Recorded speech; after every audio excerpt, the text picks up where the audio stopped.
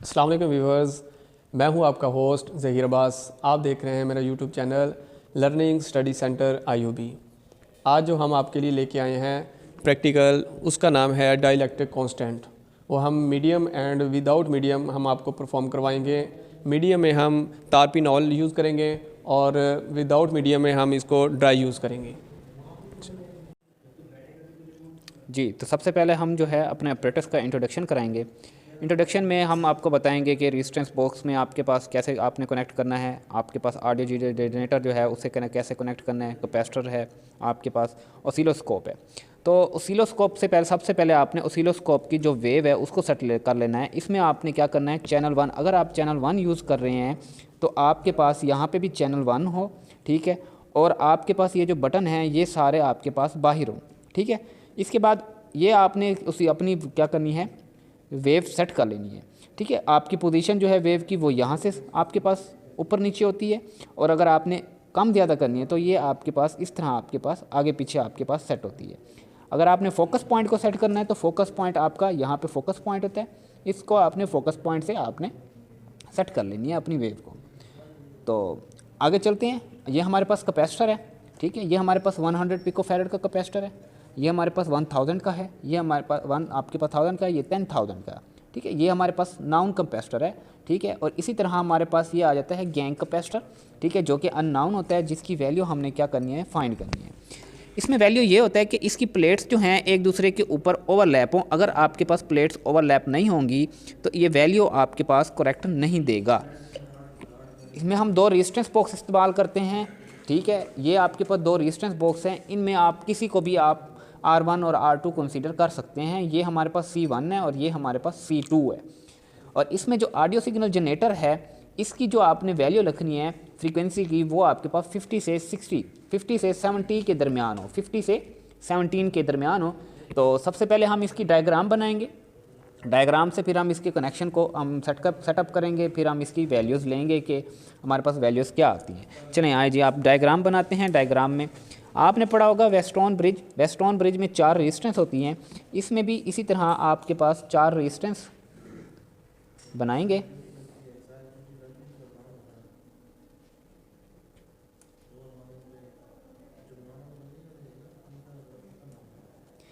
ये हमारे पास हो जाएगी R1, ये हमारे पास R2।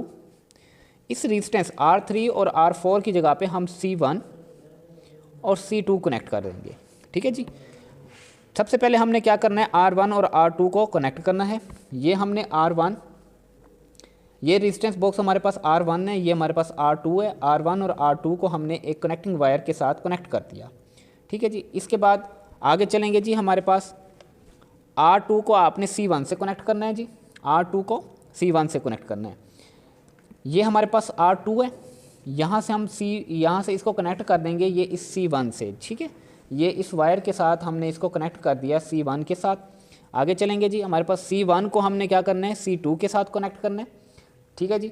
ये हमारे पास C1 है, ये हमारे पास C2 है, ठीक है जी। ये C1 को हमने C2 के साथ यहाँ पे कनेक्ट कर दिया है। ये हमारे पास C1 और ये C2 इस वायर के साथ हमारे पास यहाँ पे कनेक्ट की हुई है। इसके साथ आगे जी हमारे पास C2 को आपने R1 के साथ कनेक्ट कर देना है, C2 को R1 से कनेक्ट कर देना है। ये हमारे पास C2 है जी, ठीक है। C2 जो हमारे पास अननाउन कैपेसिटर है, इसकी आपने क्या करना है, वायर को इसके साथ R1 के साथ ये हमने कनेक्ट कर दिया, ठीक है जी। अब इसके साथ आपने क्या करना है जी, आगे आपने क्या करना है, एक बैटरी लगा देनी है जो कि कनेक्ट होगी R1 और R2 के पॉइंट के ऊपर और C1 और C2 के पॉइंट के ऊपर, ठीक है जी। आए ये IDs की जगह पे हम बैटरी की जगह पे फ्रीक्वेंसी जनरेटर इस्तेमाल करते हैं। फ्रीक्वेंसी जनरेटर जिसकी वैल्यू 50 से 70 के दरमियान में होती है आपके पास, ठीक है जी। तो एक कनेक्शन जो है वो आपने R1 और R2 के दरमियान में लगाना है। ये हम ऑडियो सिग्नल जनरेटर का हम एक कनेक्शन जो है यहाँ पे R1 और R2 इस पॉइंट पे भी लगा सकते हैं आप, और इस पॉइंट पे भी लगा सकते हैं, दोनों में से किसी पॉइंट के भी लगा, हमने यहाँ पे लगा दिया, ठीक है जी। अच्छा जी, आगे जो है दूसरा पॉइंट जो है वो हमने C1 और C2 के पॉइंट पे लगाना है। ये दूसरा पॉइंट जो है हमने C1 और C2 जो ये आपके पास तार थी यहाँ पे C1 और C2 के कनेक्शन के ऊपर लगा दिया। आगे जी हमने इसके साथ CRO आपने कनेक्ट करना है,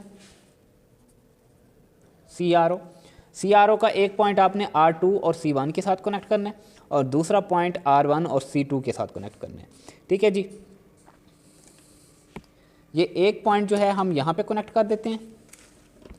ठीक है जी, ये हमारे पास आपके पास C1 है और R2 के साथ कनेक्ट कर दिया, और एक पॉइंट जो है यहाँ से हम ग्राउंड में ले आएंगे, ग्राउंड में लगा के आपके पास, और यहाँ पे आपने लगा देना है यहाँ पे।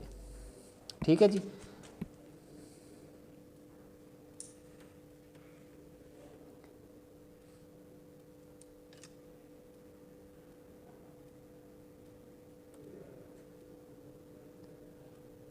ये हमारे पास वैल्यू सेट हो गई है। अच्छा, इसमें आपके पास हम कर रहे हैं विदाउट मीडियम के साथ। विदाउट मीडियम में इसका टेबल बनता है ये R1, R2, C1 और C2। आपके पास C2 जो है उसका फार्मूला होता है आपके पास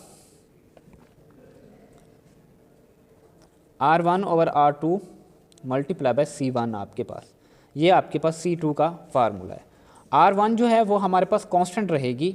ठीक है, R2 को हम कांस्टेंट रखना है, R1 को हमने बढ़ाना है। ठीक है जी, R1 हमारे पास ये हमने 100 की रख दी, R2 हमेशा हमारे पास कांस्टेंट ही रहेगी। ठीक है, C1 की वैल्यू आपने फाइंड करनी है। C1 से आपने क्या करना है फिर C2 के अननोन कैपेसिटर की, जो कि ये हमारे पास गैंग कैपेसिटर है, इसकी वैल्यू आपने क्या करनी है, फाइंड करनी है। रेजिस्टेंस बॉक्स में हमने लगाया हुआ है,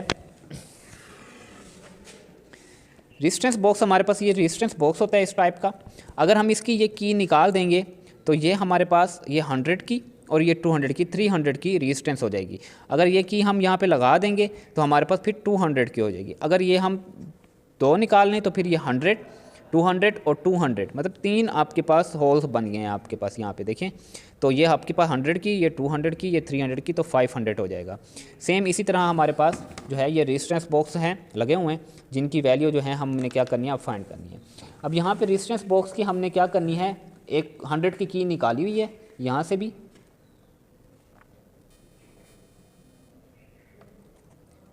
भी हमने 100 की निकाली हुई है और यहाँ से भी 100 की निकाली हुई है। ठीक है, इसको आपने कीज़ को थोड़ा सा दबा देना है। दबाने से ये होगा कि जो भी की लूज़ होगी तो वो आपके पास ठीक हो जाएगी।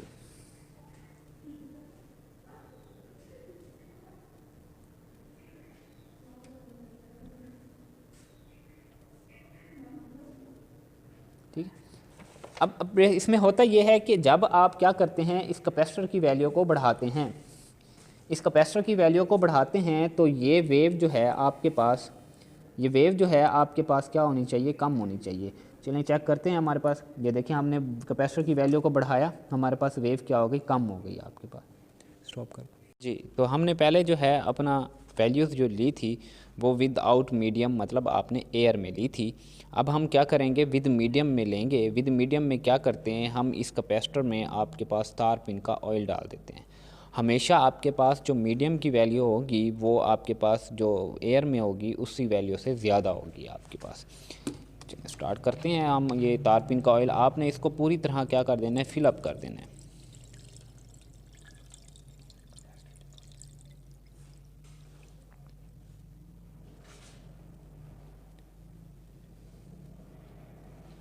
ये जो कैपेसिटर है इस ये आपके पास क्या होगा, पूरी तरह आपके पास इस तार पिन ऑयल में आपके पास क्या हो जाएगा, फिल हो जाएगा आपके पास। ठीक है, मतलब इसका ऑयल जो है इसके ऊपर सरफेस के ऊपर थोड़ा थोड़ा ऊपर सरफेस के ऊपर होना चाहिए।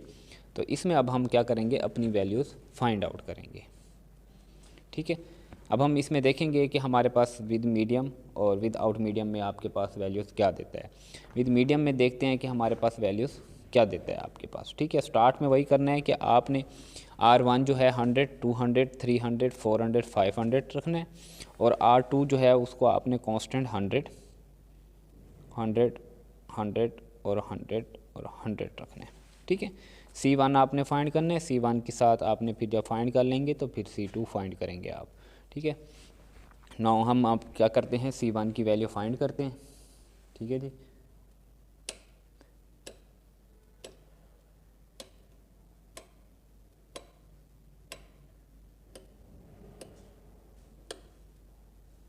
यहाँ पे हमने पूरा मूव कराया लेकिन हमारे पास यहाँ पे अभी रीडिंग नहीं शो कर रहा है ये।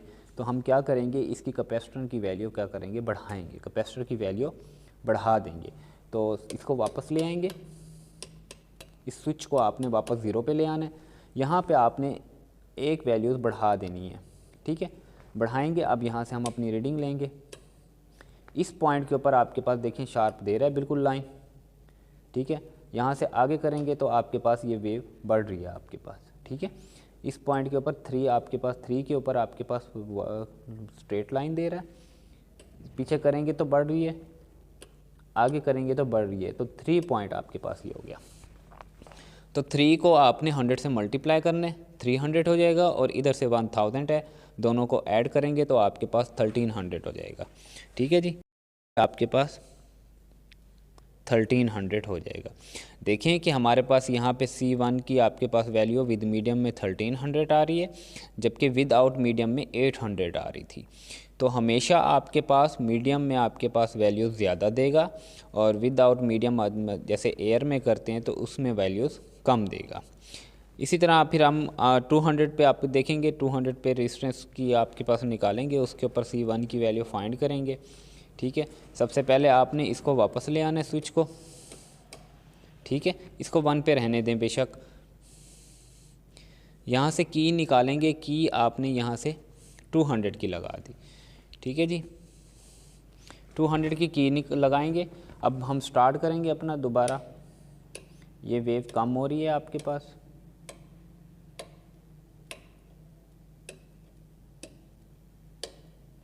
अब ये हमारे पास स्विच जो है पूरा मूव हो चुका है, लेकिन इसमें रीडिंग नहीं दे रहा है ये। तो आपने क्या करनी है, इसकी यहाँ से वैल्यूज़ बढ़ा देनी है कैपेसिटेंस को। सबसे पहले आपने इसके वापस ले आना है, इसको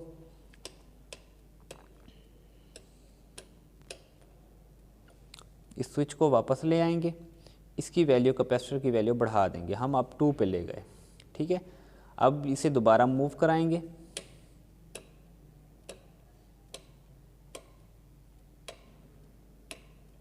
ठीक है। यहाँ पे हमारे पास एक शार्प लाइन दे रहा है,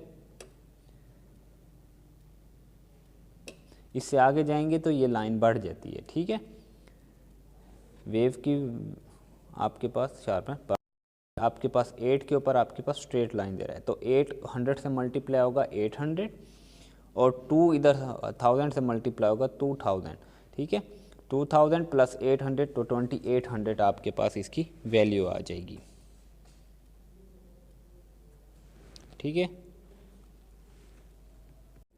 C2 जो है हम जो निकालेंगे इसका, वो आपके पास ये R1 डिवाइड बाई R2